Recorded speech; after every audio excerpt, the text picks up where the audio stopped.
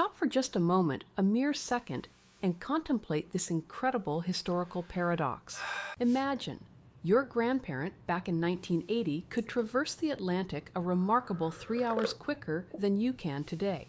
This isn't because aircraft were inherently better then. It's simply that we fly at a slower pace now. Yes, you heard that right. Despite our array of advanced technologies, neural networks, iPhones, and autopilots, we now spend almost double the time flying compared to half a century ago. Instead of speeding up, humanity has actually slowed down. Let me make this clear. Certainly, our airplanes have evolved to be safer, quieter, and far more comfortable. However, regarding the most essential factor, speed, we've taken a colossal step backward as a species. We've relinquished the very skies that we had already claimed and mastered. Hold on, are you serious? We're actually flying slower than we did in the 1970s? I am completely serious, and I will now explain precisely why this is the case. Before you stands a marvel whose tale continues to resonate like something from a futuristic novel. It was the sole triumphant supersonic passenger jet, designed to fly along the very boundary of space. This aircraft achieved speeds surpassing that of a fired bullet. This particular plane, which was capable of... Today, air travel often takes longer than it did over 50 years ago. Instead of accelerating, humanity has actually slowed down in terms of flight velocity.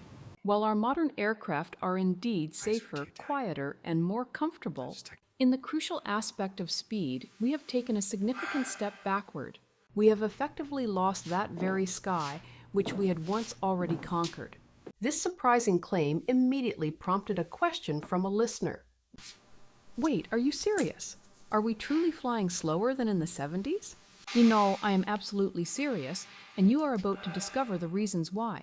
This aircraft could literally outpace the Earth's rotation, seemingly making time reverse. Forget everything you thought you knew about dull, sluggish air journeys. Today, on the Echelon channel, we will dissect the essence of aviation's ultimate rock star.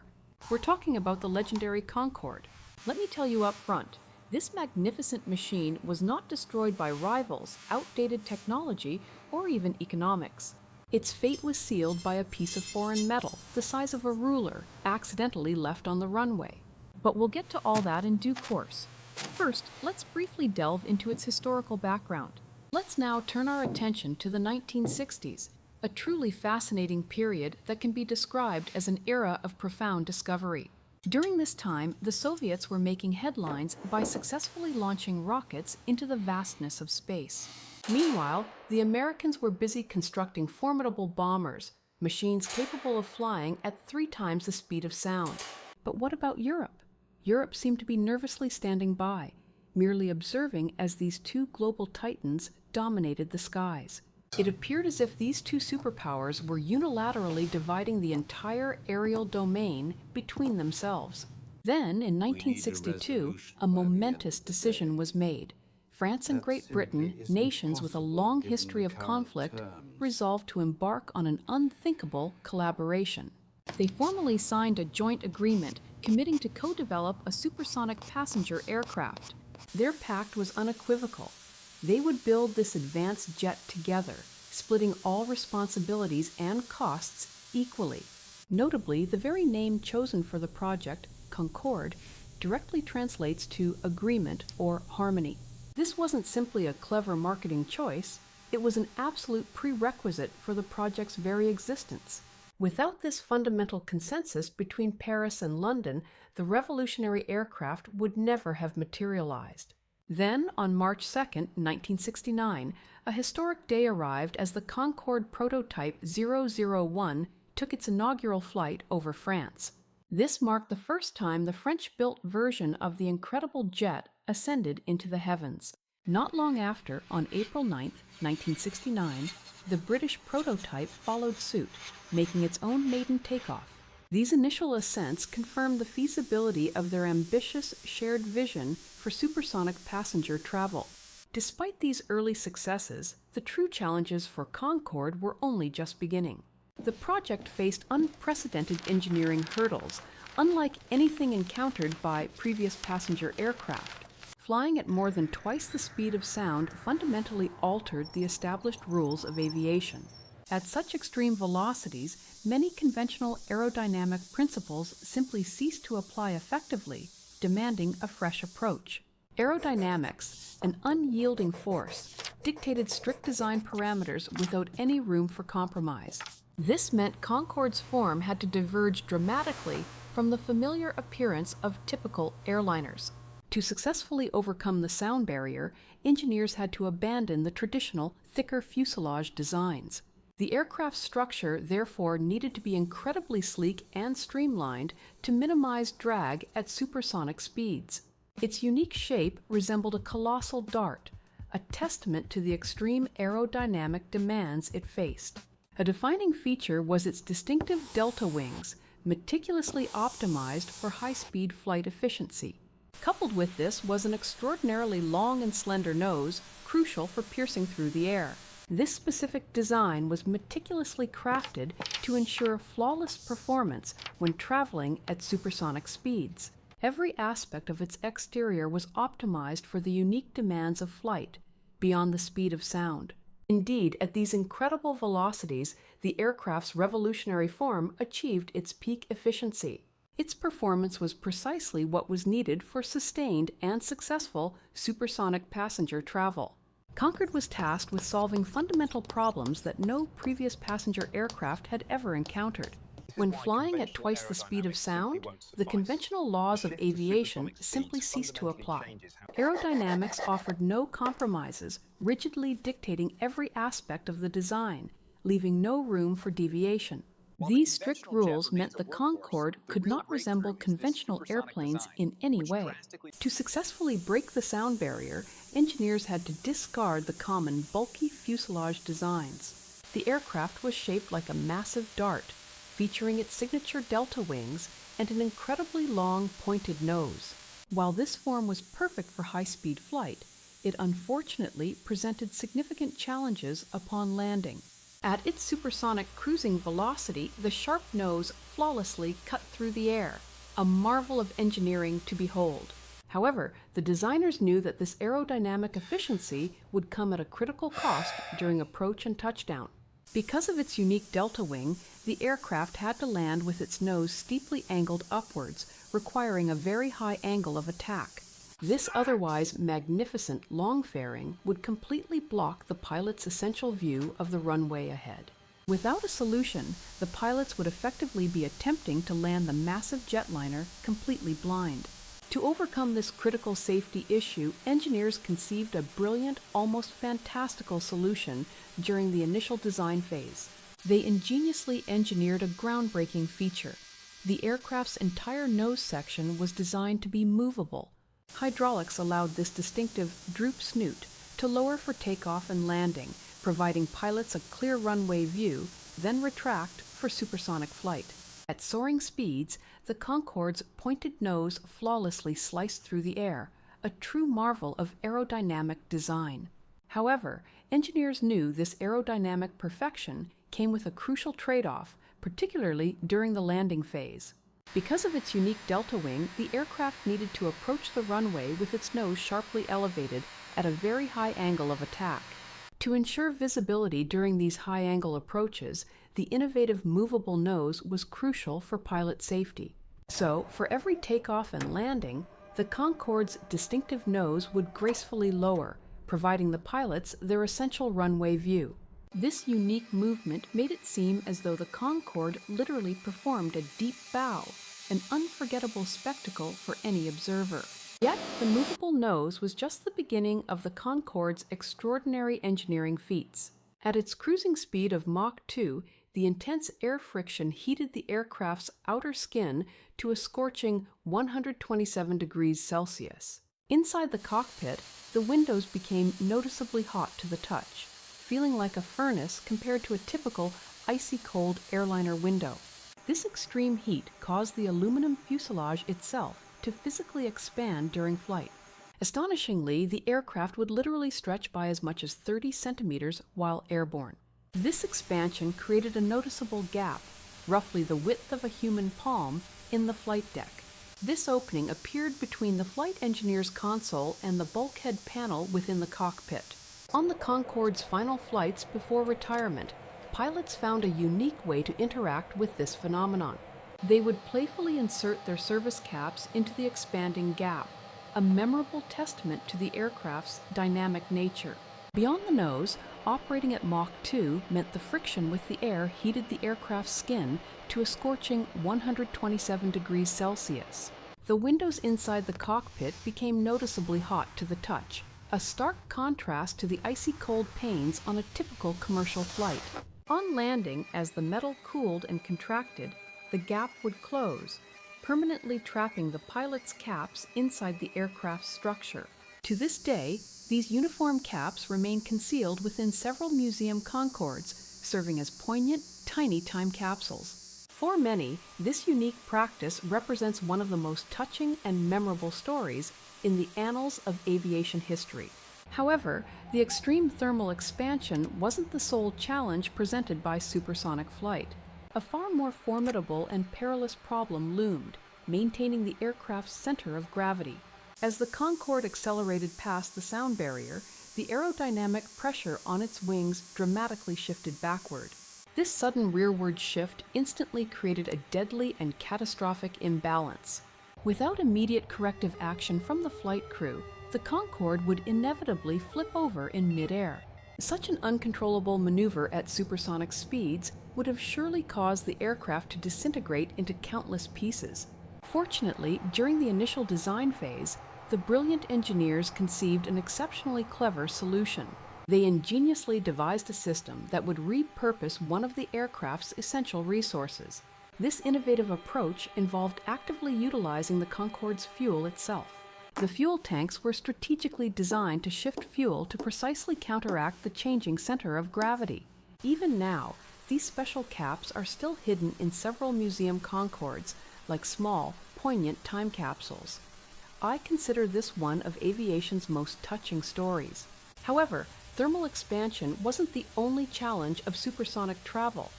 A far more formidable issue presented itself: the aircraft's center of gravity. As the Concorde accelerated past the sound barrier, the aerodynamic pressure exerted upon its wings would abruptly shift rearward. This sudden change created a perilous and potentially deadly imbalance in the aircraft's stability.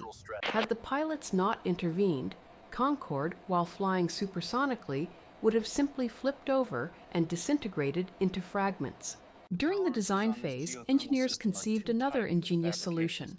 They effectively transformed the aircraft's fuel into a dynamic balancing mechanism. While accelerating in flight, the flight engineer would manually transfer tens of tons of kerosene. This fuel moved from the nose tanks into specialized compartments located in the tail section. Then, prior to beginning the descent for landing, the engineer would meticulously pump the fuel back towards the forward tanks. Imagine, Concorde didn't rely solely on its control surfaces. It literally balanced itself on its own fuel, just like a tightrope walker. Even today, this intricate and unconventional method of flight control sounds utterly extraordinary and almost unbelievable. However, such a system inherently required an enormous amount of fuel, an absolutely vast quantity. Indeed, the Concorde was notoriously and incredibly voracious. Its 4 Rolls-Royce Olympus engines, each boasting the power of 10,000 cars, consumed a staggering 18,000 liters of kerosene per hour during cruise. To truly grasp this scale, it was akin to emptying your car's entire fuel tank every few seconds. Yet, perhaps the most frustrating aspect wasn't the sheer in-flight consumption. Even while merely taxiing across the airfield towards the runway, the aircraft managed to burn 2 tons of fuel. This significant expenditure occurred before its wheels had even lifted off the ground, highlighting its immense thirst. This intricate design included a unique fuel management system. During flight, fuel was automatically shifted to a tank in the tail. Then, just before landing, this fuel would be meticulously pumped back to the forward tanks. Essentially, the Concorde didn't rely on conventional control surfaces alone. It masterfully balanced itself mid-air, using its own fuel supply. It performed this delicate act much like a tightrope walker, a feat that still sounds astonishingly complex today. Yet, despite these technical challenges, once airborne, passengers were treated to an absolutely unparalleled experience. The Concorde routinely soared at an astonishing altitude of 18 kilometers, far above typical air traffic. This meant flying nearly twice as high as conventional commercial airliners ever ventured. At such extreme heights, the sky overhead transformed from a familiar blue to a deep, dark violet, almost black. From the aircraft's windows, the distinct curvature of the Earth, the very bend of the horizon, was clearly visible to the naked eye. It was a truly breathtaking vista, a spectacle that many claimed left them utterly speechless. Imagine that unique blend of engineering marvel and sheer romantic wonder. However, one might also notice a peculiar detail about the windows themselves. They were remarkably tiny, barely larger than the palm of a hand. This was a critical design choice, as at 18 kilometers, the external atmosphere is almost a vacuum. A standard, larger window breaking at that altitude would have caused immediate explosive decompression, leaving pilots no time to descend to safety. Concorde soared at an astonishing 18 kilometers, a flight path nearly twice as high as conventional airliners. At this extreme altitude, the sky above transformed from blue to a deep, dark violet, almost bordering on black. Through the small windows, passengers could distinctly witness the Earth's gentle curve, the unmistakable bend of the horizon. It was a breathtaking spectacle, a view that was famously said to steal people's breath away with its sheer grandeur. Picture it, an unparalleled sense of wonder and romance soaring at the very edge of space. This unique design of the tiny windows also ensured a crucial safety feature. Should a pane ever fracture, the air would escape gradually, not explosively. This slower decompression would grant the crew and passengers precious minutes, vital time for a potential rescue. Yet another challenge at such heights was the significantly elevated cosmic radiation, twice the normal level. Consequently, every cockpit was equipped with a Geiger counter to monitor these radiation levels. In the event of a powerful solar flare, pilots were under strict orders to immediately descend into denser atmospheric layers. This protocol underscored the paramount importance of safety, even when pushing the boundaries of flight so close to space. Now, let's revisit the intense heating of the fuselage we touched upon earlier, a factor that profoundly influenced the aircraft's design. This extreme thermal stress dictated even the aircraft's livery. Concorde was exclusively painted in a brilliant, dazzling white. This special reflective coating was essential for deflecting heat, a direct command from the unyielding laws of physics itself. However, in 1996, the Pepsi Corporation decided to challenge this fundamental engineering principle. Driven by marketing ambitions, they invested millions to repaint one of these iconic aircraft in their vibrant signature blue. This decision sent shivers down the spines of the aircraft's engineers, who were utterly horrified by the proposal. They knew that blue paint, unlike the reflective white, would absorb an alarming amount of heat from the high-speed friction. Such intense thermal absorption pushed the aluminum fuselage perilously close to its softening point. Even worse, the fuel stored within the wings and tanks faced the very real danger of boiling due to the extreme temperatures. Consequently, the airline was forced to issue an unprecedented and highly restrictive operational directive. The blue liveried Concorde was strictly forbidden from maintaining its maximum supersonic speed for more than 20 minutes at a stretch. This ambitious advertising stunt had almost catastrophically melted the aircraft right in the upper atmosphere. Nevertheless, a practical compromise was eventually ironed out between the parties involved. This striking blue Concorde, a favorite among Pepsi fans, managed to complete several flights under these specific limitations. Yet, when freed from such unusual constraints, Concorde's incredible speed truly came into its own. Its fantastic velocity allowed it to conquer distances with unparalleled swiftness and efficiency. This meant routes that typically took many hours were drastically shortened, transforming transatlantic travel. The aircraft's sheer performance and design were a testament to engineering prowess, especially when operated as intended. The decision to repaint a single Concorde in Pepsi's signature blue came at a significant cost. This choice immediately caused alarm among the aircraft's engineers. The dark blue paint absorbed so much heat that the aluminum fuselage was at risk of softening. Even more critically, the fuel inside the tanks could potentially begin to boil. Consequently, the airline issued an unprecedented directive concerning this unique aircraft. The blue Concorde was forbidden from flying at its maximum speed for more than 20 minutes at a time. This marketing stunt nearly caused the aircraft to melt in the stratosphere due to the extreme conditions. However, a compromise was eventually reached, allowing this fan-favorite blue jet to complete several flights. But when operating without such unusual restrictions, Concorde's fantastic speed achieved feats that still seem like magic.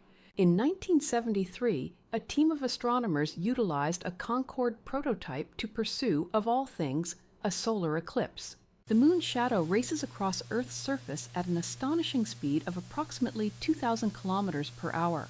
From a stationary position on the ground, you can observe a total eclipse for a maximum of only 7 minutes. Yet Concorde simply flew into this moving shadow and kept pace with it at Mach 2 speed. The scientists aboard witnessed the full eclipse for an astounding 74 consecutive minutes, effectively pausing celestial motion. While Concorde had the potential to revolutionize mass transit, its ultimate fate was shaped less by engineering brilliance and more by human sensitivities. The sheer power of breaking the sound barrier produced a shock wave so intense that it shattered windows in homes below its flight path. Imagine living peacefully in a quiet suburb, sipping tea, when a sound like an aerial bomb repeatedly exploded above your roof. This constant disturbance inevitably led to widespread public outcry and significant protests from affected communities. The repercussions were severe and unyielding for the groundbreaking aircraft. Authorities ultimately imposed a strict ban, prohibiting Concorde from flying at supersonic speeds over landmasses. With a single regulatory decision, the plane was effectively confined to routes exclusively over the ocean. This restriction dramatically curtailed its operational scope, eliminating a staggering 90% of its intended flight paths. Adding to these challenges was the global oil crisis, which caused fuel prices to skyrocket, quadrupling their cost. These combined factors explain why, from dozens of initial orders, only a mere 14 aircraft were ultimately produced. Concorde, despite its advanced design, thus transformed into an exclusive and costly indulgence for a select few. Yet, even with these limitations, it continued to fly, performing its missions with remarkable distinction. For an impressive 24 years, the supersonic jet maintained an impeccable safety record, with not a single passenger fatality. This unblemished streak tragically came to an end on one devastating occasion. The date was July 25, 2000, a day that would forever be remembered as its fateful turning point. What makes this particular incident so profoundly unjust is that the profound injustice of this tragedy lay in the fact that Concorde itself was in perfect working order. Just minutes before its fateful takeoff, an older American DC-10 had departed from the very same runway. During its ascent, a small, unnoticed titanium strip detached from the DC-10 and remained on the tarmac. Concorde then tragically rolled directly over this piece of debris at an astonishing speed of 300 kilometers per hour. The impact caused one of its tires to violently burst, sending a fragment through a fuel tank, which instantly ignited the kerosene. A mere 2 minutes later, this crown jewel of human engineering catastrophically crashed into a nearby hotel building. A devastating 113 lives were tragically extinguished, all because of a small, discarded piece of metal on the concrete. It was a truly fatal irony. The perceived future of aviation was destroyed by literal debris from the past. However, even before this disaster, Concorde faced significant challenges, including daily sonic booms that sounded like bombs exploding over residential areas. Public outcry led to a harsh outcome. Concorde was forbidden from supersonic flight over land, effectively confining it to ocean routes and eliminating 90% of its potential paths. Further exacerbating its difficulties was the oil crisis, which caused fuel prices to skyrocket, increasing them fourfold. This combination of factors explains why, from dozens of initial orders, only 14 aircraft were ultimately produced, turning Concorde into an expensive indulgence for the privileged few. Efforts were made to salvage the legend. Its fuel tanks were reinforced with Kevlar, and its tires were replaced with new designs. However, Concorde returned to an aviation landscape that, sadly, no longer truly awaited its presence or needed its unique capabilities. The devastating events of September 11th then dealt a final, crushing blow, effectively burying the entire airline industry as wealthy clients shifted to private jets. A small titanium plate, having detached from another aircraft, initiated the catastrophe. Concorde, traveling at a speed of 300 kilometers per hour, unfortunately ran over this piece of debris. The impact caused a tire to explode, with a fragment piercing its fuel tank, and the kerosene instantly ignited. In a mere 2 minutes, this pinnacle of human engineering tragically plummeted onto a hotel building. A shocking 113 lives were abruptly cut short, all due to an old metal scrap on the tarmac. What a fatal irony! The future of aviation was destroyed by mere discarded refuse from the past. This tragedy, combined with earlier challenges, made its post-9/11 survival even more precarious. With commercial airline travel becoming a burden, why pay $12,000 just to queue for security checks? This question accelerated the exodus of affluent clients, who increasingly opted for private, more exclusive jets. Consequently, on October 24, 2003, the very last Concorde made its final landing at Heathrow. The supersonic era concluded not with a bang, but with a quiet, unheralded landing. More than 2 decades have since passed, yet we still fly at speeds no faster than our grandparents in the 60s. Concorde stands as a powerful monument to an era when engineering ambition triumphed over financial caution. It represented a future vision that perhaps the world simply wasn't prepared to fully embrace. However, the story of supersonic flight didn't conclude there, as Concorde wasn't the only predator of the skies. Yet, behind the Iron Curtain, Soviet engineers were busy crafting their own aerial titan. This formidable aircraft was known as the Tupolev Tu-144. In Western nations, it quickly earned the dismissive moniker Concordski, with open accusations of industrial espionage against the Soviet Union. But was this claim truly accurate? Was the Tupolev merely an imitation, or did it genuinely outshine its Western counterpart? Moreover, what even grimmer tragedy ultimately brought an abrupt end to the Soviet Union's supersonic aspirations? We will delve into these compelling questions in our forthcoming detailed investigation. This upcoming episode promises to unravel the intricate saga of these 2 pioneering aircraft. We will meticulously compare their designs, groundbreaking achievements, and their ultimate differing fates. Prepare for an in-depth analysis of who truly led the race for supersonic dominance. Make sure to subscribe right now so you don't miss this fascinating showdown between 2 aviation legends. Join our community as we continue to uncover the hidden stories of technological marvels. Until our next encounter, we wish you safe and smooth journeys wherever you may fly. We eagerly anticipate rejoining you as we explore further beyond historical divides. The journey of supersonic flight is a testament to human ingenuity, ambition, and its inherent limitations. It stands as a powerful reminder that some visions of the future remain just beyond our grasp for now. Thank you for soaring with us through this incredible chapter of aviation history. Keep exploring the skies and beyond.